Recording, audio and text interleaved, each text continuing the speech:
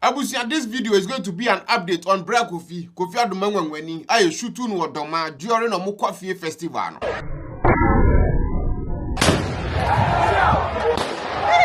Jesus.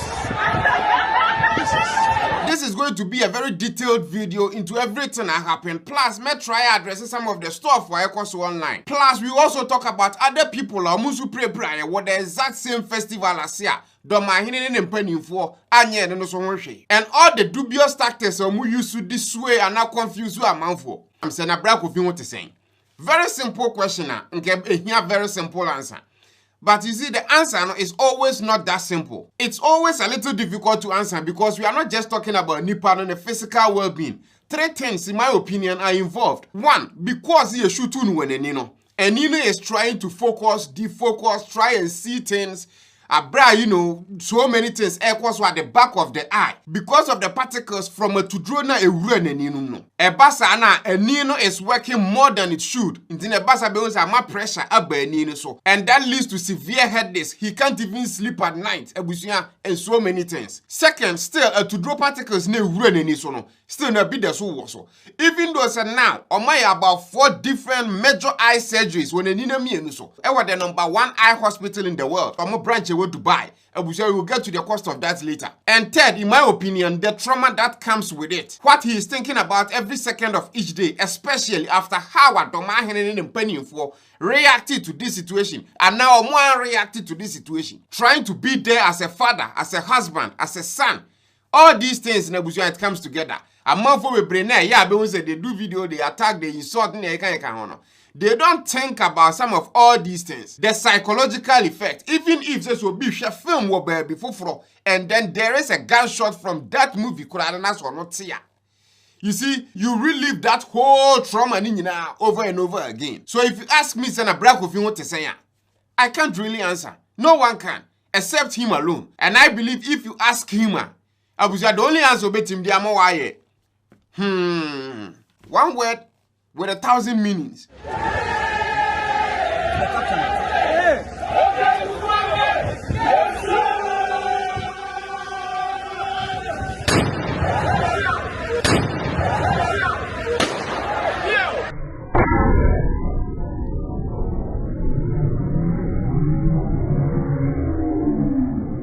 For a month for ABA, where the first time I'm what our story we see, saying it here. On 19th December 2024, Kofi in the team from Angel FM, Angel TV, plus Kofi TV, and I mean Margaret TV. And ye kind who boom say ye called Domahene crew, aqua cover, or Kofi festival, or me 5 years beyond. Plus, this year, and I know Domahene didn't see a kunyasono 25 years. So it was going to be something beer. It will be good and best. Say the biggest content creators and journalists from Bono also will represent. Say be showcase here to a full free we are seeing now. So on 19th December, near drive 10+ hours from Accra to Doma. You go kodru na dia sani arrest ya dia chin the very next day, 20th December. Na Kofi goes to Angel on morning show e wo Domahene fie nanimwa. During the time on morning show ne course no say na da omo ye no so mo ko outsider.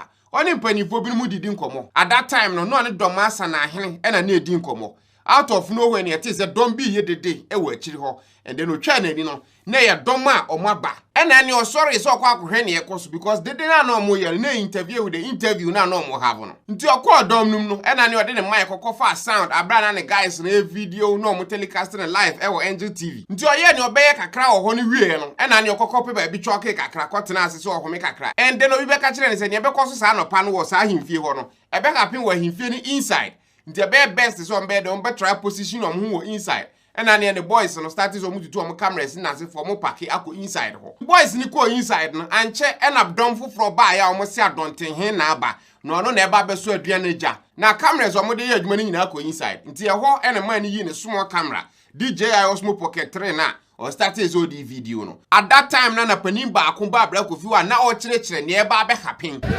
Na obisi drama Domahene obetansafe na woduru ha very much project ko adima Domahene woduru ha e wono nya nkyeremu se ade adontenhene na ba anopa na oba beye amamre kro na oba beye no ba bia Kofi gina at that time no na ontime nkova ohu kura na watimi atwa e na omo kire ne ba bia ono no nkonko gina we nyina akọ so wonipa na otutuo no nanim e na ne Kofi fo anipa na okura tuo no nachi ekoko gina baabi a yesi onyina no Bra Kofi ko gina baabi a yesi onyina no any 1 second onya gina ho na na guy na okura tuo no shoot no ewo nanim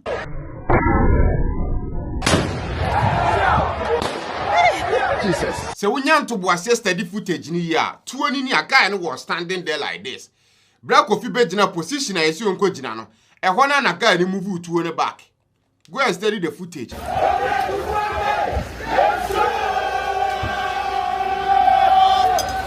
If the guy ni tuo na no okura gina ho sei no sa no to na nka Bra Kofi anim kura nka gun had to put the gun back like this and sana wo shoot. The footage is there.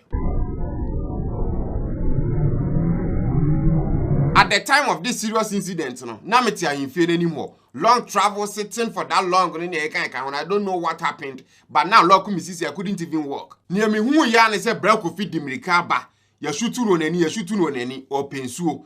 Or drew one anna, camera, Kurano plus, I think, sending handkerchief and a BB, the cell phone, or the share me some. Within a few seconds, none of nim bleed, starting from the moment, basing a con, any pensuo started say they were running him. Mia running him, no, Namujaneba.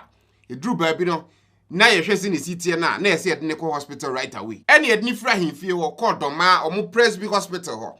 Ye ko na Bra Kofi tesana hene kam e na me ni so wan so ti different kam. Any ye ko ye ko Drew Hospital ho no a doctor for ne nurses ho. They did what they could at that time with the limited resources omo. Ye ko ye no omo hohoro nani so na fe de omu yi particles ni bi na ye test se nani no eye hu ade correctly anaze bi atesa omo from eye specialist man by Dr. Fori and then oba no ba be the situation ni no ma ye koso and then at some point ono kura no te panie ene yi particles ni bi from Bra Kofi ani so ehwo na doctor ni bi say how that whole incident happen here. Because knowing how it happened, you know, and a bit me aboa amana how I didn't know me so your nest. And I'm a friend, a guy, and I'm in the call in Steven. Because no any Bra Kofi and I were the same area, no money shoot video at the time.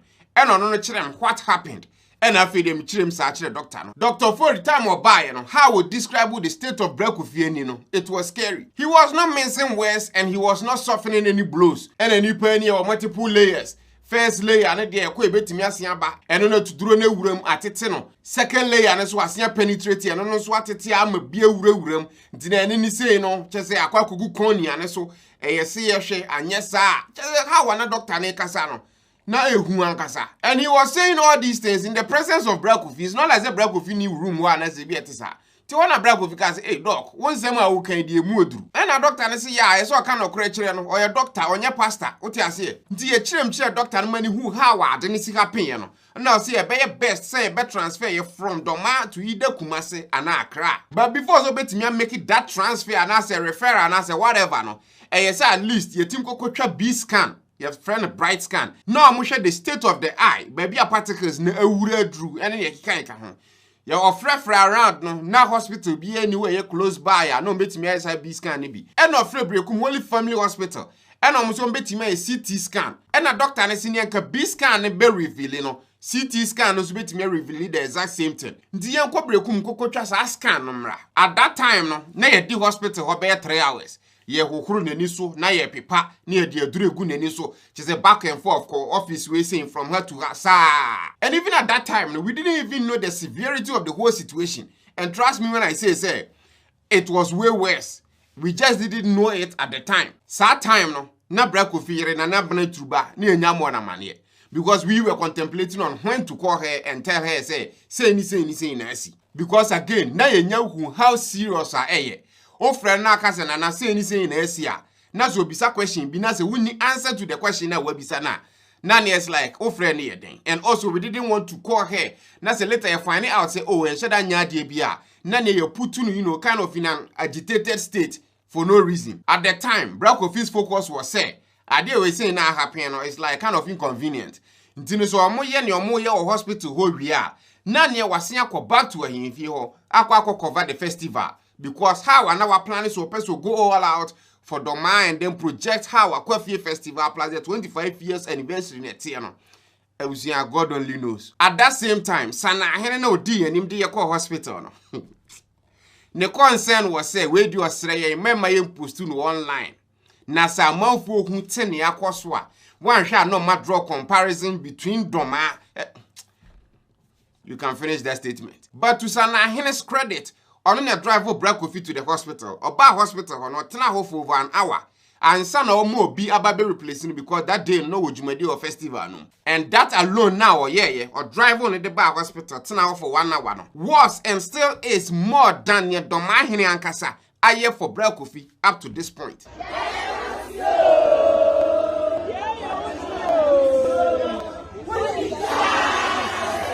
Ndi anam kwanzu ko brekum akwakotwa CT scan no.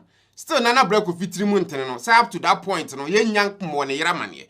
Meniso wa de kra de se wo de enko ne enkotwa scan no na yemfamra ye bana doctor ne ka se ni sinya o friend na you have every detail na baby se bia and you can answer Bra Kofi friend na o kire nse na say ni na happen before so obeka ne nsem ne kura wie no na ono na o wa kra one ma festival ni bi no ono na kire exactly what happened che say it was adebia fe de ya e work head no nya fe de ya te shock because she wasn't there. She was giving us details and to say the nature of info I know what at the time, it was mind blowing. To the point to say no man happened to Bra Kofi and then the eye situation not doctor. And I'm who said no, there are some people who be what if they say so more idea against you, better believe it. Time of Abe in the first video, cause of video, people were doubting her. And then she showed the video. She said, oh, I've seen some footages of a mouth who I had two in the book. Charlie. And you know the crazy thing, even that time, now no, ne concern, ne say, I didn't happen. No.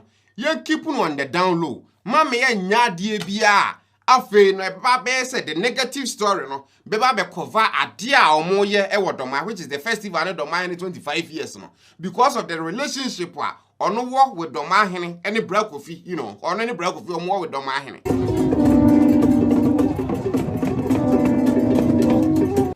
Nana bine truba we hene. Why a fashion pain? Onim se bibia betimi asi. And then if se bibi sometimes it's not within your control. But what you do afterwards, no, abusia is very important. Nti ombema nana Domahene proper time to do the festival, no, and then on any penny for whatever they need to do, no, abusia omaye. Send a beya afterwards, no, no failure. How ombe solve the situation at hand, no, abusia omahu how we besi akwafa. And guess what Domahene did? Absolutely nothing. Nothing, not even a phone call. Nti ya returning from Brekum to Domano. And a Bra Kofi said during the time na you shoot no. Na or record video at the time. So it may be say, bia, the camera na capture time you shoot no. And na video yi camera no. And I will go through the footages na na walk camera no so no. Nti yo hwe na no hu footage no. And na video de kire. So that time na me kura no, me hu exactly how it happened. And abusia, no one in his or her right sense no, and na mind no. And a behu footage you beka say okay Debbie ade we dey nyehu bia because clearly you can see say you shoot to be when him and that is no joke.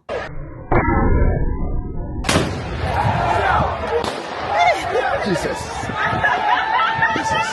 The sign free Brekum bedru Domahene and this CT scan or come out Dr. Fori. So my interpretation or na call who school nim how besi a church matching. But I know CT scan is almost a report to be can nipa no ye and you know ye nyina. And na doctor ni beji na so ye kan nipa na no masa report no kra no ni hospital Brekum. Ntine ye suggestion be en sabe cancer report na just Monday. Ti ekwa na this CT scan no come out Dr. Fori e no chirechim say na na wo kana basically sa ne tie sa no hu no ba wo de yen kan yakoma ntu ye bibia be fine ti ho na Bra Kofi di video ni kire ne say video of how ade ni sika pinye ni nti e ho no say e na afere de camera ne kire no say camera no ekura na Bra Kofi no de record no ne glass ne kura ye ni lens no ni nyina shata papai e ho no e na Dr. Fori na nkasa kura te shock because camera ne lens no glass hard glass no mo de ye na say ne kura na ade na timi papai ni sia na ne imagine nipa ni a soft and sensitive. Nti ne suggestion for us ne say e be best so be refer you to either Kumasi and Accra. And then he did that. Nti wo hospital hon and Dr. Fori no on ma Bra Kofi glasses or be shese na be protecting and from futuro ne debris ni no ma kan ho. The only problem with that glass no say it was transparent. At that time Bra Kofi ni nyina ye call. And Bra Kofi a doctor ne say bi obesia ko back akwa cover the festival no. And even in that state na ni nyina ye call no Bra Kofi still was insisting so obetimi asia ko back akwa ye adwuma What you say? You to be best come more different shade of maybe a black glasses Send a be a nipple because you go. What you say? Or much or hospital na doctor and says dark shades in bini honum. And a guy no be replace it Domasa na no. See when can say baby I turn those glasses in be and no make you phone calls and almost be wo and I need drive you to that place kokwaje is glasses. The right after that place near kwaje dark shades no and na me Bra Kofi and na soa na truba ne driver. Abusia ye drive back to him fie ho say Bra Kofi say okwa akwa say odru na say possible na ne what the coverage of the festival and so ye go dru ho no Bra Kofi antim kransi en free care mo tena came for about 30 minutes and of fresh so I say so am mefa ne ko ba bia na ye lodge no so okwa rest na say e bia de chi na sa hoden ho nko ade a na ne wa cover the grand derba no what you say nti time wo free him fie ko dru ba bia na ye da no e no hu say e bia de be chi na sa ye wesa ebetimi aha adwen on peso be disappointed Domahene nti the best thing is say so fro bi man be replace no in case say wantimi ankova e no de fra ma bra kwampof about 2 hours after that no na fe de ade bia start look blurry man no che say ohu ade bia sa blur na fe de nam say ani no e try aye no mo bebre at the same time nti no abusia na fe de start humanity ade ute ode ne so saka na ni abehu se nani no chesa ayehye every 30 minutes bia no e se edi aduro be ya miensa gu nani no so and you can see that it was Charlie few hours later ena Linda lady no ekosi no so odoma no me shedem me ne Ernest ena afedi e mete se ye bopunu me bie kohwe ya lady no plus guy na ye odi ye ni mai kokotwa CT scan be replace Domasa na hene no plus one other guy omo ba se Domahene. After all the activities ekwa that day no wabre no yeso nko no aba but wantimi ama nti watu sa akwofo na mienu plus Linda no so mommra mehwe how video ni sitie because at the time no now already no mafra him fie odada say I didn't happen there is a video footage of it na enye that serious. My guess is going to be either Dr. Fori and that guy now will be replaces Anahene no later now we find it out say that third person now no come ho no no ye Domahene ne driver. In my mind no, assembly si wo Domahene na himfie num. Technically ni fie, the whole Domahekro ni nyina hye ne nsa. Nti say that day no so wabre na so no na tu nipa we so mra mehwe ne happen ye de a. Na ne me fa video ni nchro mo because if that day we no obi be solve ana so obi be ye hu bibia e ye Domahene na ankasa. E na ne me di video ni nchro mo. And come to think of it, I don't think that Domahene na small. They just came because they've seen the video and they wanted to see how it happened. About 2 hours later, after they left, after the Bra Kofi couldn't even see from both eyes. The headache they started a kosoro. Around 2 to 3 a.m. no, Nanitino or say a boom to sing. The pain was unbearable. Until around 5 p.m. Nana driver no or rush Bra Kofi to Sunyani Airport, send a bay on early morning flight to Accra, na ebia kolebune eso mokwa no makwa what is going on. Abra okwa airport that morning no. Wan kase ni abanti ye nyina ye nkọ back to Accra o dabi. He insisted say ye nka kire na ye nya adwuma no se ne ebe ya ebe hye Domahene ni munyam. Nti that Saturday grand derba no Angel was there. Bra Kofi ne boys ni nyina no mo wo ho. Me Magreb na meeting ye so na ye wo ho. We stayed back to make sure say even time my Bra Kofi ni wo no at least it was still at least we will try our best. Even at that critical time or go through pain unbearable. He was still thinking about the festival and Domahene. It's just sad so be I'll go all out. Send a bay or bay dear, amana ye fe na sha Domahene ni munyam. At the time when Nipa no wa hu him no, half of that curtains in the crown couldn't be extended to him. Charlie.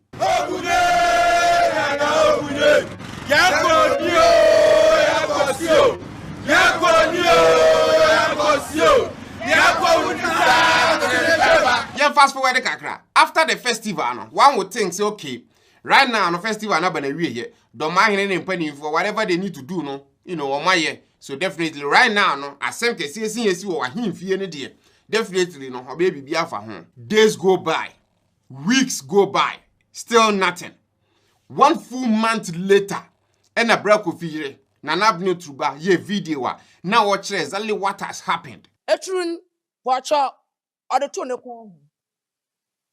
not true ni day. See obo etrun the boy mikun name he was shot in the face. If say you ba ukun wunia and now a downfall and you shooting when a name say nka betwen bosome ansa na if so beka bibi kura waka knowing perfectly well say asema ye kan right now no nipa ni ho asem na ye ka. One of the eye specialist doctors abusion ba behwe bra Kofi wo fie no ba ko de aduro bi ba ya I think say blue in color say ye de gu wani so a ade bi o wani so no o machine bi obetim de hu say okay we wa and then after so this aduro no gu bra Kofi ani so o de ad ni machine no hwe ye ohun ye no the only thing o kan ya say no ade we na nye so omotwen eye so omode bra Kofi ko a dedicated eye hospital a more specialized equipment the whole country of Ghana koraye nibi se na be yom betim di ahwe ani no akọ ani nachi akwakoye all the necessary surgeries and tests na yeka ho nyina to properly determine say if ze ombetimi affect the situation at hand no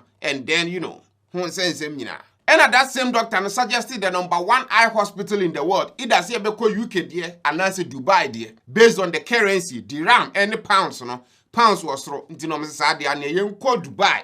Hono mo de any dirhams intine bia bo no bebe fam kakra. And arrangements the bra Kofi ko Dubai. The first visit alone no mu go through consultation, finding out what happened, how it happened, what has been done. And then passing it through all the machines upon machines or more tests upon tests to make sure say at least if they can fix him and now say there be.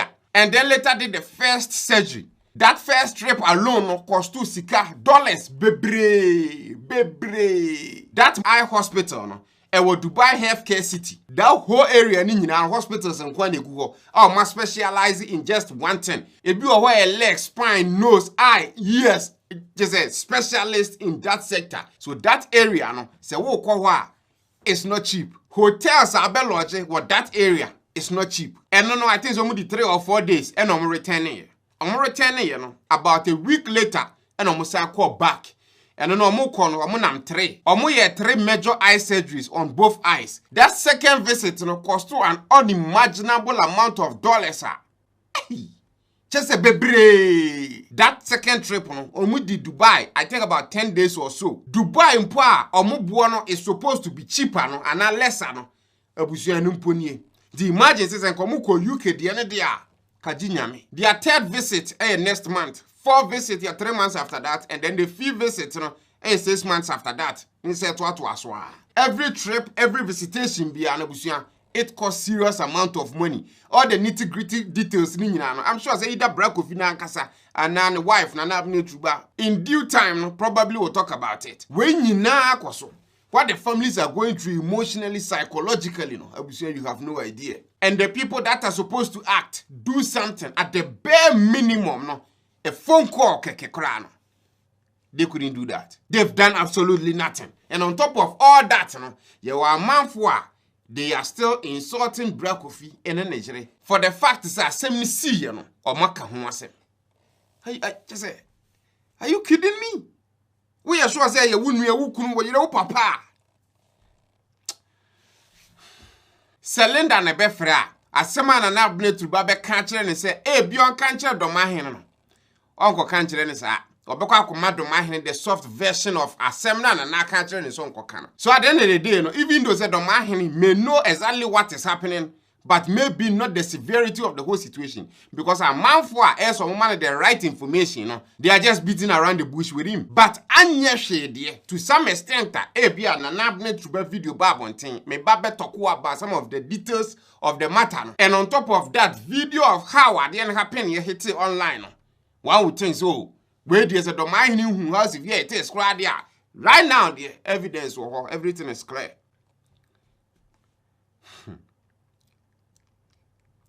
Charlie, it's like until one day me and me ho friend Linda ni bisa ne say like ade a happen no dia na Domahene ni mpanimfo ya afa ho che it's like asema Linda kan ni say oh ade we de Domahene ni mpanimfo gu so omugu ahomboa so na it's not like say asem ke siesin yesi na Domahene atwi na ni sa ontimi nya sa and I'm say okay sa ahomboa no mugu so a eni omunye ne ntem because how wade na che na omunye ntu anamon bia no ebufu yaba because sa asem sen yesi no bia mo the benefit of the doubt amount time to react na se ni nyina no afa nipa ne say like onim nyansa tese ni oye ni nyina nkusi aga type of thing In a way, no, you are insulting the person. What I say? The last time I'm in Lenda Kasaye was 9th January 2025. Besine, nothing has been done by Domahene. About 2 weeks after the shooting incident, na festival na end no. Na obi anywhere officially no wafre Bra Kofi kura say, bia nana Domahene e na etu yen say, ye mra mehwe Bra Kofi in the situation. How things were going, it was unthinkable. And then I think say Lenda no arrange with omo committee chairman and no wa kra or say chairman e ba kan say Bra Kofi mu asem kan no o wa kra hwe ne ho yade e na asem sin abanti na yeso no de nani behwe according to ono ananum asem no enye Domahene ne soma no so mra ho time omo committee chairman plus amafo ode omo kan omo ho baaye no Bra Kofi ankasa fie no omo baaye Bra Kofi ne ba no na esa amafo kurekura ni mu because he couldn't even walk on his own. Charlie. Committee chairman na numa sem say ono na aba ne ba enye Domahene na asoma no. All ba okura ne nsem shinapo baako 200 Ghana cedis mako 5 which is 1000 Ghana cedis. That is personal from ono ankasa. There is a video of this whole conversation between Anabne Truba, Bra Kofi, committee chairman and the boys on your mobile. And the committee chairman no asi ni ono buy or di nani aba be hu no. Obekwa akoka kire Domahene because it looks like say as I didn't happen ye no ne ha wo mo mate afa no nya sa akora ne tie nti okwa obekwa akobo na na amane on I think 10th to 15th January mu ho baabi ena Domahene jire frɛ Bra Kofi yere say still na no omugu ahoboa so na Domahene is not like say wotwi nani anase wi etisa na Domahene wotu kwan after festival no na wabre nti na yeso okokɔ dwojo ne ho kakra e wo baabi nti asie wom sa conversation no na meti hobi Bra Kofi yere ma Domahene jire ya aware say this conversation no nipa asumasi na wa ha phone call no at the loudspeaker and it's also being recorded during that time no mo committee chairman na e ba Bra Kofi wa ba be hwe no na sadly no ono no wa film wa kan chinegu nti na Domahene ne jire on that phone call no or say enam say Domahene nya available nti no so ono no or rush back kra no be make arrangements for nipa na wa film no ho ena na abne Trubaka say oh yeah nipa na wa film ne de ya ne nabusuafo go through no it's unbearable but it looks like say Ghana that is the only thing a bit me get attention if says will be a woo from something abusia no one actually cares na senka Bra Kofi wu ya ka Domahene ne mpanimfo the convoy aba ho dadada na Domahene yere me sure so ba Accra to make those arrangements no Bra Kofi so wa Accra she couldn't even pass by to see say sign a Bra Kofi cra situation no e sitie no now let's talk about Angel FM for a second there be am can say asem we happen here no e senka ye between Angel for and I can say Domahene mpanimfo say na be on be resolve deal we peacefully and amicably but so what follow Angel for kakra you know so munye serious as a company when it comes to taking proper care of omonko during the time omuhiamwa the first time I attack Bra Kofi aye this can twitwa na nka ye penekuno not even a press statement Angel for currently post to be about the whole matter ama brako amanfo ko Angel I think say asembia no ketache free faka so omukwa akopɛ no akwa dey ne top so omukwa bunu say whatever omukwa no omukwa tuhia ama brako wo ho attack omde call lady ne so at the day no abusia na nya de ketwa after that whole incident no the next day not even a phone call to check up on the lady until very late cry Bra Kofi shooting incident we should have been number 1 on their to-do list because honi nyina no or in their name to work for them but it didn't happen like that da omu CEO Mr. Vincent Bra Kofi no osunye after ho and no more no boss which is Dr. Kwaku Oten the owner of the Angel brand no abusia ba fie ba be hwe Bra Kofi man ni beduru ye abusia ono no kra ye basa achen obia come and see sikani e wadwa ne ho a wosu abusia na nye easy because when him say ni ho asem na yeka the inconvenience of it sika e bekom ansa na obetimi agete o site ne back kra na wagete ne back enya de ketwa ba papa no yade that day oba ho no o che ofie o ankasa okwo o sign the sika kra sign support ye and then every single day piano man reach out bisa how Bra Kofi hu sitie nti o scientist still na domafo nyanye hwe no e na o si okay ono ankasa o personal relationship with Domahene Nti no be Fred Domahene na wa arrange meeting na mo ahwe how best ya on betimi go about things. And of Fred Domahene no ne kasaye. Domahene say or Domahene be kasa and then they will see what they can do. From then no Domahene peke Dr. Kwaku attend course bi. If say course called Doma, now it's about Bra Kofi situation now. You won't get any response from them beam. And as you be respond to what? Now about be tossing game, which leads to nothing. Lenda, Domasa na hene, Nana Suma hene, Domahene yere, and a Domahene na ankasa. Nana Suma hene dear. Na winning Bra Kofi, and Sakura woba be hene. We're using a platform the Abua will pay. What you say? Project and now we at the time when it comes to the case credit, you know, say whatever. Or make it. To do new one even way personal level. A same way see on a floor catch was an ana. In this encadi we can see what Doman and see what be a what say and no cabe who be. Or friend or catcher is an anamani fra. Was a coffee man casasa. Be on by our home. Be seen ne. One friend. And then we sumahin okra okahon and a ma Bra Kofi be cover this festival la we nyina kokosi. So if not anything krana at least at the bare minimum no make sure say be a proper conversation be and there is a proper connection between Doma and then Bra Kofi ni nebusuafo. But no. Charlie. Now share video e bia beka say be a Bra Kofi ye bibi and nunti Doma for treating it like that. But I promise you that is not the case. So let's talk about other incidents that happened with the exact same festival. Kofi festival last year. Time omu committee chairman na we free no oba Bra Kofi ni Nigeria fie no. Asem o kan ba ko ne say afi we die omo amutututu no omo ha omo pa.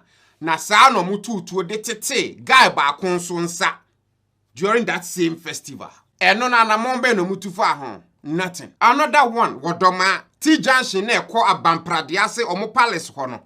There was an accident to be happening on the 19th of December. That day was Thursday. That same day na ye koko drew Doma enyumre no. Sa accident no 3 guys are now mabakromo to cover the festival and project Kofi festival Domahene ne keka ho nyina. They had to go and get a tent. Send ye be ya omo betimi abo omo tent a omo be wase no mo ye adwuma ye so omo ye because so omo bae no no tent was allocated for anybody. No media house tent was even allocated at the depot na meme wo ho ni bi. So drew baby no na ahemfofo bi no mun China na media house for ni nyina akwa. Nti nipa no mo kwa rent tent no won ho no. Nipa no obetu kwan from Doma to I think Accra was saying. Nti na ese sa nwumre no omo kokwaje sa tent no. Omo kọ akwaje tent no e na sa accident we see. We hear the pictures and videos of this incident na abusia it's crazy. Ka enimu nyina mo atete style bia bi nipa miensa na na e wo sa ka num ba ko mema mienu ba no yese ne hwe ebugum nti na yese o mo transfer no from Doma to Brekum 2 guys aka ba ko de yese opra kakra bi on de na nyeden but the third guy oka ho your friend is set this guy right here abusia guy no the frontal collision incident nti no chese e wo so guy to the level say for about 2 weeks na guy ni ntimi ntena ase morning to evening or da honko a ntimi sore ntena ne to so Charlie. And it's not like say mpanimfo e wo Doma ehu ana o mante they knew everything, they saw everything, footages were sent to them. Nothing was done. Nothing. I said on the 19th of December, yeah, meka nyina condemn abrantie minibi ena adwuma so amebo anase akoniaba ye start ye mfa 4 years 3 years ni akoniaba di ena obedunfo bi hu memobo obia mi bia nim ka ni yisu makonya accident amaka no akondem etesi Doma police station CCA asem to me say asem to wa na hu wadofo ene watamfo ba be ka de bepe asem siye na binni ho bezo enso betimi e for me ba be stories e ka chempanyimfo bi but I don't want to go there. But the main factor is now nyame aboa do Maintenance as I wanted, but still I'm say I'm in the healing process. So you know that this is not some kind of an isolated something. It's their emu. How we operating no. Asem ni sia yen kan ho hwe. Yenya ho asem kan. Ebekọ akoda. And some of these people kura no nia manfo bi ma ebetimi akon masem amom. So what happens? Peska kosa ho yade or you are dead. Accident be anywhere back happen na. Who abroaching accident happen? Who anka? The fact is accident happen ama you machine no ambulance will come. Charlie, but Ghana nka bibi senyesi ka reach out ka say oh bia and nam some ba festival we bi ninti no. Wo dem mo nyiska we say infante mo kasubi. Nothing like that. All three incidents amaka nwasem nyina no. Nothing, they fail to act. Them concern and caring a very important every institution. Maybe it will be a caring and concern. A idea here pass nipa and here. This attack on Kofi feels like a spiritual and physical attack. Man we must planning to make it happen. Because during how asem we see. Now we be bout fear Ukrainas as seems you are somehow the responsible, even though say be a new Ukraina who caused the whole thing now. Based on normal transpire up to this point now, I have a feeling say be a that shot was supposed to kill Kofi. He wasn't supposed to come out of that. And since that failed everyone in the position of power to do anything about it omo person omo disassociate omo from that incident. Send beya whatever they did and sign more so. That is the only logical explanation left. So we beat saying yes, not even a phone call. Obibaka say, oh, to draw the same kum, where a be a mistake from so aba, and answer one shudder. You see, what the same festival as Seno, attitude being sa. Unim the story of Kumasi Buokrom Buddha. You understand, say? Yes, no, what did to a dura, I want to a Korean cano. Then ye dikuno, a to draw, and I near them more grain of rice. Ye did be afraid to draw no, and I know offer, dikuno. So if you say so to draw Kuna, a Kuan Kasa.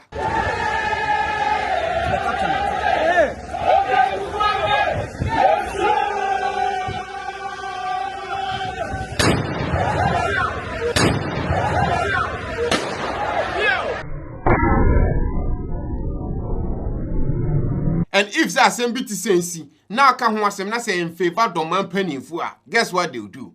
They will start calling their bloggers and TikTokers and give them some half-baked information. Now feed your modesty net and so no muji the day for. Without actually assessing the facts and putting themselves in the shoes of the afflicted. And the crazy thing is, most people that will be doing the insults, not any other tribe. Some people cry they feel like more bununi than obi oye bununi bia. With this incident and other various incidents are happening in regards to obi oye bununi who say when it comes to abonofo they will go all out for obi oye hoho. No obi oye ono ane yonko bununi de. Omoni ne be de tan. Ba say ye hoho obetim kura to ni fie de fie na chew fa. But ono ane yonko bununi. Me personally me free chira hye domase chira nsase nyina domahene nsem ne wo what you say so technically no domahene me hene mediani die bie wo wiase be mana na domahene anya hwe kura de oye panyin cheme me hye nase but if that same bit sensi na so mo ye ne basa bia se ne o maye we na nana ye beka ho asem that is one kasa domahene wo mantra if say nkoyie nko ade a wo beka. And what has happened here with Kofi's situation we see is very, very wrong, Ankasa. At least based on how more active what we penning for. One of the day from home bloggers back once more kind of say, oh, Kofi by age, my two and can't see be happening to a sky dear to Yano. On first can be concerned who you are. Whatever money that was paid to Angel FM.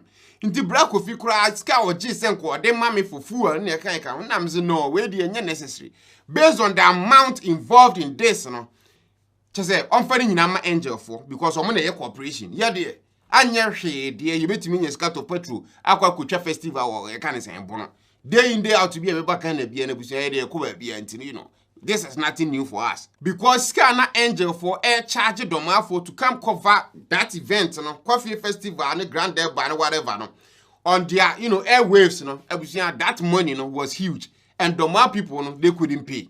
Into I say, Ska kakra no masienya no so ka so kwakwagi akwakoye ade bi oho. I'm saying no, almost finding in Angel for. The amount ended up to was I think 20 to 30,000 Ghana cedis. For the 3 days events from 3 major media houses, Kofi TV, Angel TV Plus, Angel FM, and then me, Magraheb TV. At some point, the funny thing is, now how I'm a cover festival, if you know, you know. So I want to have some video footages, drone footages. You call guy back why you call only those drone footages now. As my guy in the country Stephen was me by this time the scam my charge or more money crowd they made 30,000 cedis. And I was like, Chamai, I came here to do everything for free. Why me ba why be copy dear we try and a crano. What's me peka cran settle answer. And now say Brad Kofi name renegotiate everything with Angel for all the crowd you know think be possible. Angel for nya de Domahene for free. Because when it comes to Ghana, they're not Domahene wa born home wedding. So at least so mo for free. But here is the thing say call mo call na equipment bi kuro mu ya na ezo mo call high from say studio 502 is saying a man for do mo call cast me no I dey call so many things involved. Angel as a corporation airtime now compete me use for other programs or more dedicated. So at some point they should be kind of ade be a representative say skaka krebia. That's the reason why for the 30,000 no much because about fresh TV stations crowd send no more beji for a whole day coverage of a day. Come on, Ghana data to stream live for that days mbedi Kofi TV or Angel TV ni Angel FM plus broadcast whatever fuel aduane ne eka ho. That alone 30,000 can barely cover that amount. And also that reminds me of one of the tactics mbehu se omu use. What they do they say day for example na eso mutie scanner and say nipa no beba waba omontua asem ne happen about 3 weeks later and after the almost start is okay scanner ababedi ensem say send my Brad Kofi nti omo frɛ Brad Kofi omunya no enam se nani ho aka onhu test no grobe register obi na ready ama no oti ase nti no he couldn't respond to you, he couldn't answer the phone calls eba the phone so na eka ho nyina and ne yere nana is not the person or nye ni PA oti ase so no betimi afa no na wafa ne ontimi mfa no onfa so lenda na bedi ho dance at some point no they weren't even calling Brad Kofi anymore. No more friend or no Brad Kofi ne yere. Nti edru ba bia nana nso breye no. And I feel lend an attending attention to me. Nti no friend me oh my grab your sakan escape say send my Brad Kofi but your person account number if to say ni sa. And I'm can say the time na mo Brad Kofi nche na bisa no say oh. Ono na Domahene na ye bibia or every information bia Domahene nti bibia ni omisa na Domahene. Because when the phones when you can't even see what or send a man and Domahene to even send it and forward it to bia. And I lend down a call, then Domahene pay the details, and I feel send this as 30,000. So even though they scan pass it through Brad Kofi account, it's going to Angel FM, not Brad Kofi, and now me and Nancy Kofi TV. And they did that. They wanted to send you that money, Send a bay on betting me, Jina, so they can say. So, Baba Juma, or buy any Tiaoka. And if the Bibia happen, it's no more kind of, how. That was the whole situation why in Tianon person yesa. Because set guy na ono no zinya accident no. Omo nim sa tactics ni nyina. Nti dede phone no mugu to talk no ba ko. E na frɛ e kan say set ni so open phone number, ni momo number. Na ne was send this car kwa akoto so. E no no frɛ ni superior. Na o ka say ni na ekoso. E no say there be. Ni omo be nie. On be send you scan no na afei de o makọ live a kyerɛ say. Ade we happen ye no. Me kura me send you scan. And there will be details of it. Or send one CD Kurana or the Bejina Swak cancel. Set time out. That was the reason why I know at least there is a transaction from Domahene to Brad Kofi account. Always be no more strategy. Time my Brad Kofi Babeka wants them say anything I was what Domahene. Almost oh, you should tune when any man say yanka wu, and then yes, I net here a year to drone a goon any 20 granny a boom saying sir. After the video on the buy no more strategy akwaye, me my yanka who was them cry. And then a month we bring now who videos they were like saying it happened ya nothing then I'm more can say and then people started talking who's a month for kasana then they switch strategy after the or buy any tuanaka until says can I so because always they are trying to find ways and means to not take responsibility for what was done. And one thing I also blow up online and the people kept asking me was say Oma hu say Ibrahim Mahama President Mahama ni nua bema wa ba mu aba beboa no kure wo munye ampa time asem ni drew Mr Ibrahim Mahama anim no a oteye no orechi out and afei di ono no so de ne moa eba beboa ye ba wo hwe online na hwe figures bi amanfo bi no ko tu websites ne blogs bi no ma abuzuan nya sa nete ba ne waye no nyame nhira ne bebre because our amanfo bebre wo ho mo te wa asem kura na like they won't even think twice about it.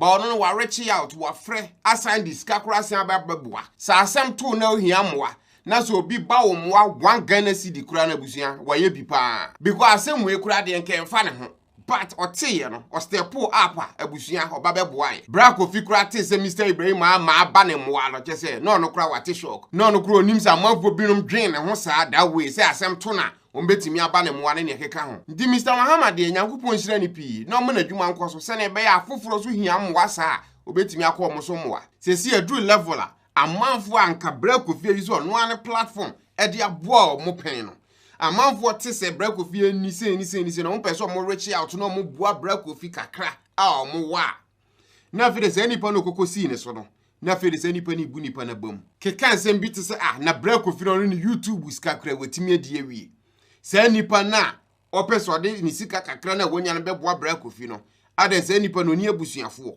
and this is a personal bra Kofi using a platform they have on multiple occasions and natural se nipa binom you very ungrateful ankasa sign crack kaka ho se bra Kofi yere o sika na sika o no betim dia hwe no bra Kofi nipa na pa de o hwe all these things se na be ye nipa anko ba beboa no na sebe pokora nsu ntomum Bill Gates billionaire our foundation amanfo tu eska tum no yisu se eska ni bi di aboa foforo gama nche ma hu ni video wa or solicit for funds se na bezi obetime yisu se eska no de aboa ne nkrofo ne manfo se ko wiska sebe na kan say nana sante ne nche ni hu se or solicit for funds to help rebuild Konfanochi teaching hospital se kan na sebe score wonye ska ketwa ngo betimi aye but sometimes no Charlie. And if so people saw boa bra Kofi na ontime rich na say at least wetimi pass it through wa say wo kra na wontime moa bra Kofi na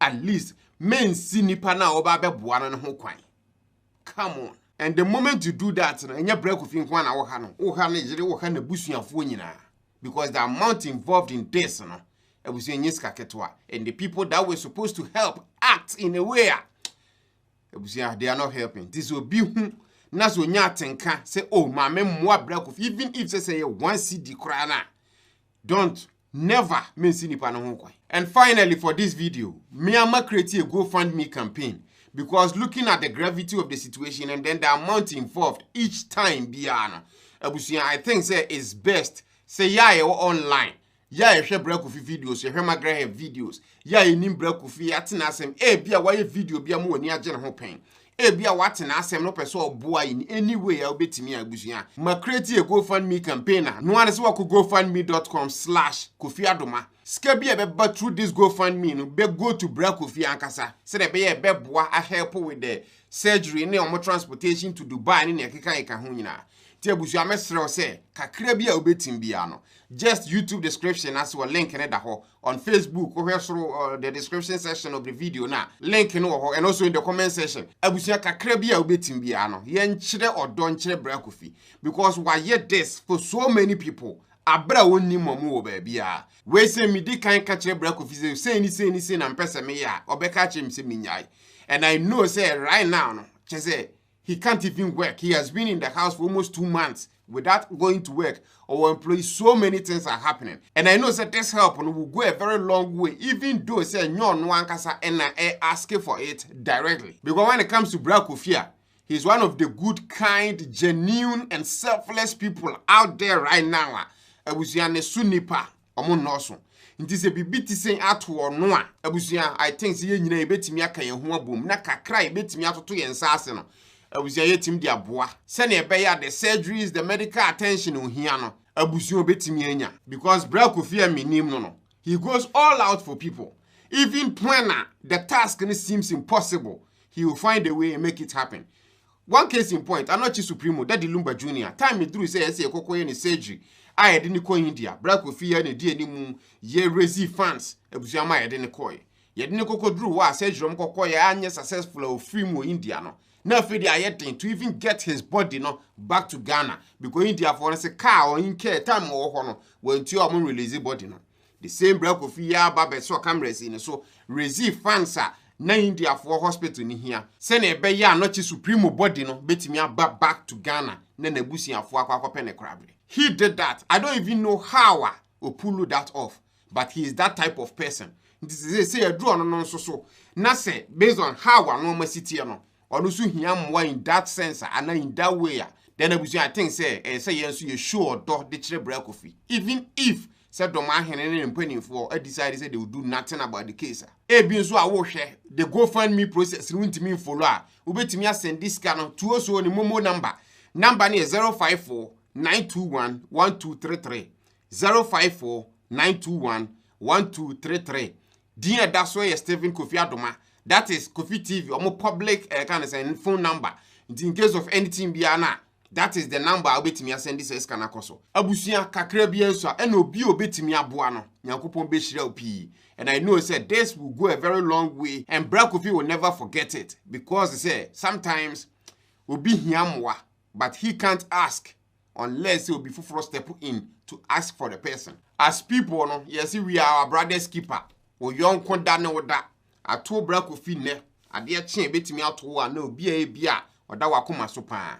It is already na wo so right now kakra bia ebetimi de aboa no abusua momayemwa. If anything bia na o the fact comment section as well, I'll try my best to respond to as many as I can. And if anything bia privately so obetimi DM me. Again, link to GoFundMe campaign no anyway screen is no gofundme.com/Kofi Adoma. And now betimi send ya komomo number 054 921 1233 054 921 1233. Thank you so much for watching.